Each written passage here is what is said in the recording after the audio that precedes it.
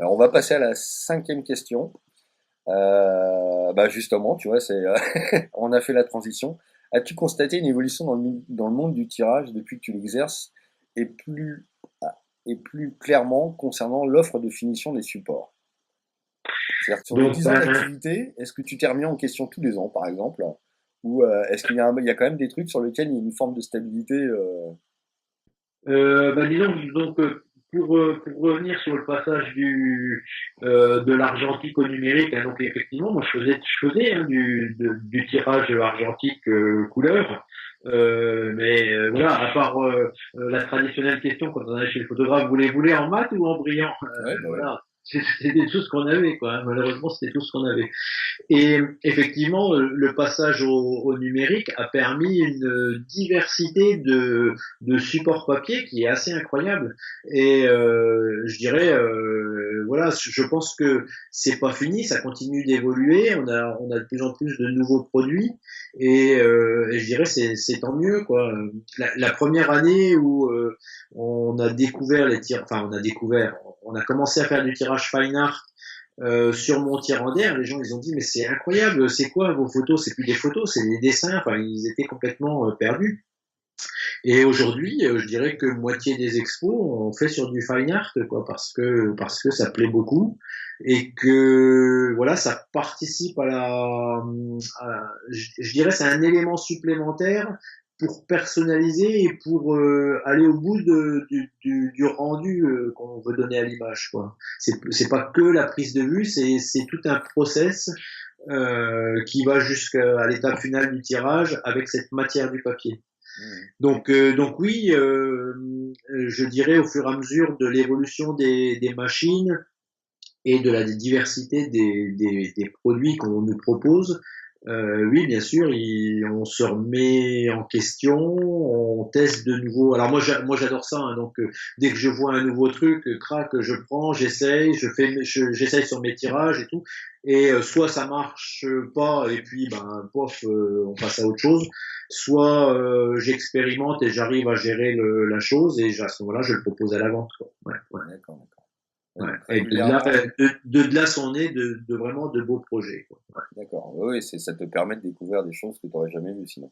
Voilà, voilà. D'accord. Donc c'est effectivement, je dirais, un métier dans lequel il faut se réinventer régulièrement, pas Ouais, forcément pour une question il faut être de... toujours à l'affût de la nouveauté et puis voilà, enfin ça s'invente pas non plus, avoir envie de le tester quoi, parce que bon c'est sûr que si on se force à dire ah il faut que je fasse un truc avec ça non non moi ça me plaît, je fais des profils, je crée des profils, j'essaye des trucs, on croise des choses pour lesquelles c'est pas prévu et puis pour que ça marche, enfin bon c'est voilà Ah ouais, c'est pas dans ton entreprise finalement de tirage, tu as une entité recherche et développement alors. voilà voilà Ah, c'est pas mal ça. expérimentation. Expérimentation, recettes de cuisine, test. Bon après, effectivement, le fait que tu te spécialises je dirais dans la photo animalière ou nature, euh, te permet justement de faire cette recherche et développement parce que tu sais le rendu que 90% peut-être des images vont avoir besoin, quoi. Oui, c'est aussi un de mes avantages, c'est-à-dire que comme je pratique aussi, ben je sais enfin je connais en général le rendu et voilà, si on parle d'une bécassine, d'un rouge-queue à fond blanc Oui, ou tu connais d'un les couleurs. morse, je sais ce que ça veut dire, quoi. Ouais, Donc et je sais à peu près le rendu qu'il faut que ça ait. Donc c'est vrai que pour moi c'est un atout et c'est pour ça que j'ai à 99% cette clientèle-là. Et donc, voilà, je sais aussi qu'en fonction de tel type d'image, bah, ce papier-là ou ce papier-là, il va passer mieux, quoi. d'accord, d'accord. Et tu disais tout à l'heure, tu as une vingtaine de papiers différents, c'est ça? Oui, à peu près, entre les toiles, les papiers standards, les papiers barités avec plusieurs marques, les papiers fine art où là il y a une offre quand même relativement étendue. Ouais, je pense qu'on navigue à peu près dans ce nombre-là. Après, moi, je suis ouvert aussi à d'autres choses. Hein. Si hein, j'ai un client qui me dit, voilà, je veux ce papier-là, bon, ok, je le référence, je fais un profil et puis c'est parti. Quoi. Hein. Ouais, si lui il a l'habitude de travailler avec ce papier-là, Oui, c'est vrai qu'au bout d'un moment, je sais pas si c'est une question de confiance par rapport à un papier, etc. Mais en tant que photographe, moi j'ai eu le cas hein, sur un papier, je crois que c'était un papier texturé, le Muséum Etching, qui avait une texture qui marchait très bien pour mes Polaroids. Et donc au bout d'un moment, on s'enferme, enfin d'une certaine manière, on s'enferme dans ce truc-là parce qu'on l'aime bien ce papier-là, et on aime bien le rendu par rapport à ces images, son médium en fait. Donc du coup, effectivement, quand on arrive quelque part, on a envie de retrouver Ouais, ce ouais, qu'on a tout à fait. l'habitude de faire. Mais alors c'est vrai que donc voilà, ça m'arrive régulièrement que j'ai des clients qui disent voilà c'est ce papier-là que je veux, bon ok.